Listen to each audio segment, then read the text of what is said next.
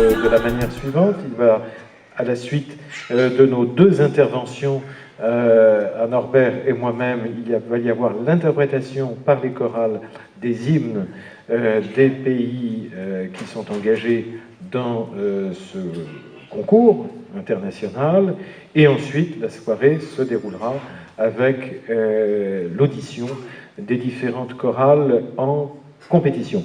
Alors, je vous demande un certain nombre de choses au préalable pour le bon déroulement de la soirée. La première des choses, j'entends des petites voix enfantines de ci, de là. Si vous avez des enfants qui commencent à avoir quelques crises de larmes ou autres, ayez la gentillesse de sortir de la salle pour ne pas perturber les chanteurs et les auditeurs. La deuxième chose, c'est de bien vouloir éteindre ou mettre sous silencieux vos portables. Je vois que les enfants m'ont entendu, cela fait plaisir. Et donc, je veux mettre vos portables sur silencieux ou sur vibreur, de manière à ne pas être obligé de fouiller frénétiquement dans vos sacs pour pouvoir les éteindre. Voilà ce que je voulais vous dire. C'est une belle soirée, ce sont de belles rencontres où le Congo et tous ceux qui sont engagés vont donner de la voix, vont donner du meilleur d'eux-mêmes. Et sur ces mots, je laisse la parole à mon ami, j'allais dire Kapellmeister, non, chargé d'affaires de l'ambassade d'Allemagne, grand pays des voix et du cœur, qui nous a donné l'hymne à la joie, l'hymne européen, Norbert Mayer. Cher Norbert.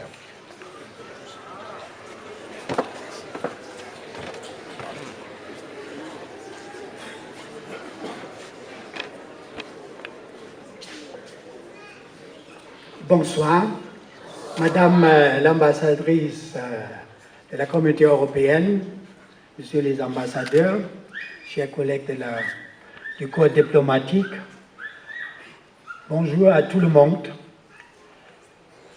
Aujourd'hui, je représente la République fédérale d'Allemagne ici à cet concours de chorale et c'est un grand honneur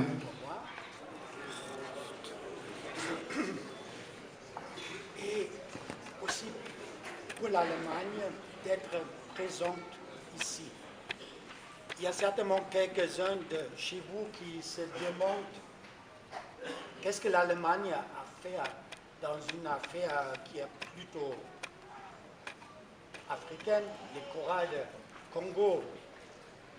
La réponse est facile. On s'est arrangé d'avoir un juge d'Allemagne, un professeur de musique, M. Ernest Bechelt.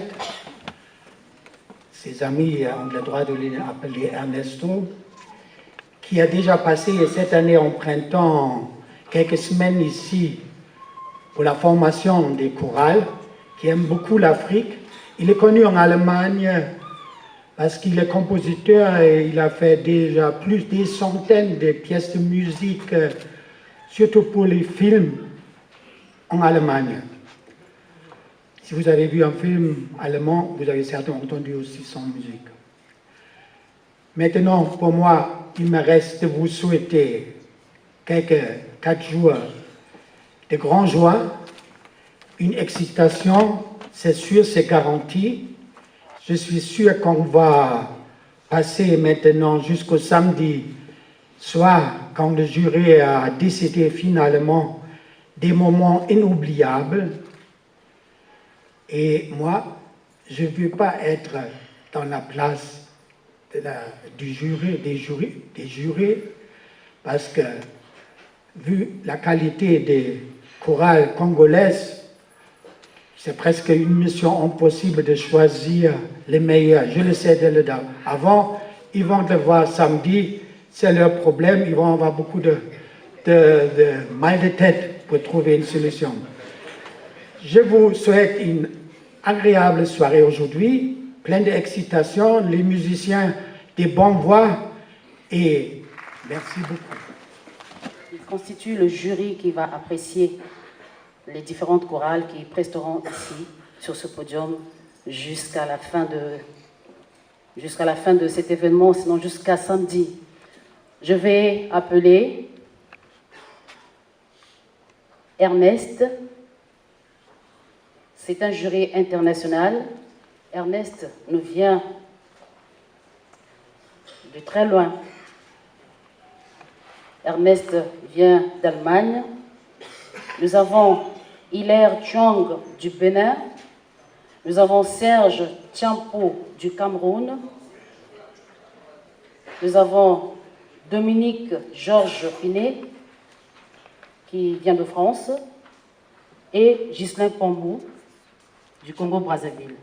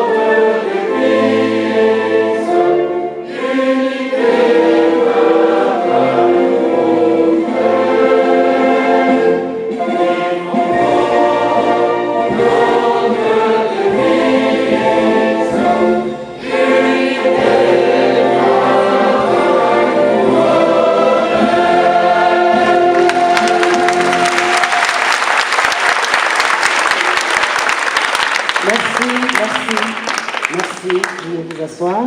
Et lui-même va se présenter.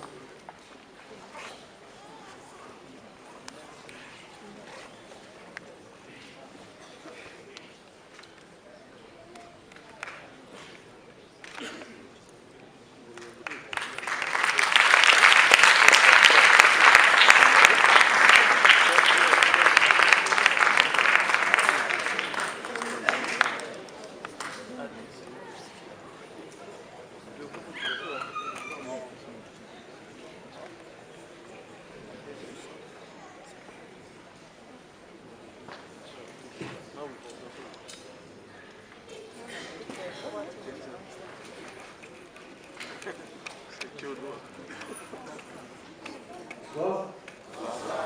Nous sommes le chœur Le Rosaire, un chœur laïque.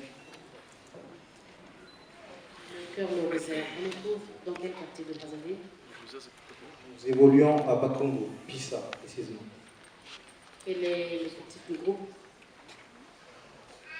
Le nombre c'est 40 membres. On y va.